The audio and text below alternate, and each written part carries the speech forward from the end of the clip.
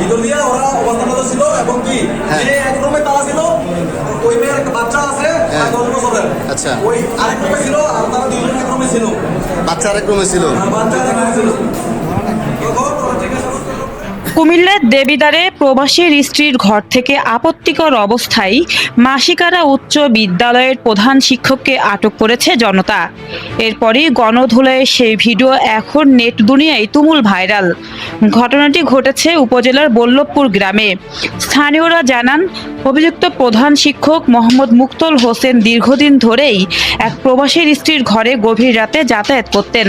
ওই নারীও পেশায় একজন শিক্ষিকা। তাদের এই ঘনিষ্ঠতা নিয়ে সন্দেহ তৈরি হওয়ায় দীর্ঘদিন ধরেই নজর রাখছিল এলাকাবাসী। ওনাকে জিজ্ঞেস করতেছে ভিতরে কি কেউ আছে? আচ্ছা। থাকলে আপনারা বলেন, কোনো সমস্যা হবে না আপনার, আপনি বলেন। কিন্তু না, তিনি বলে নাই।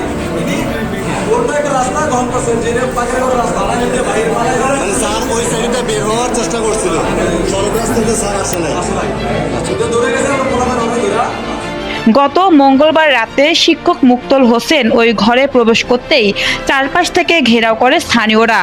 পালানোর চেষ্টা করলে তাকে হাতে নাতে আটকে রেখে চলে উত্তম মধ্যম।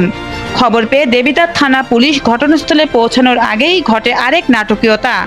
চিকিৎসার নাম করে একটি পক্ষ অভিযুক্ত শিক্ষককে সরিয়ে নেয়। এমনকি হাসপাতালেও পুলিশ গিয়ে তার কোনো খোঁজ পায়নি।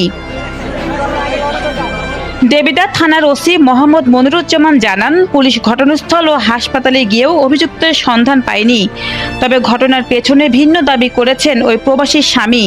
তার দাবি, শিক্ষক মুক্তল হোসেন আপত্তিকর কোনো উদ্দেশ্য নয়, বরং একটি পারিবারিক কারণে তার স্ত্রীর সাথে দেখা করতে গিয়েছিলেন। সত্যি কি এটি পারিবারিক সাক্ষাৎ, নাকি এর পেছনে লুকিয়ে আছে অন্য কোনো গল্প?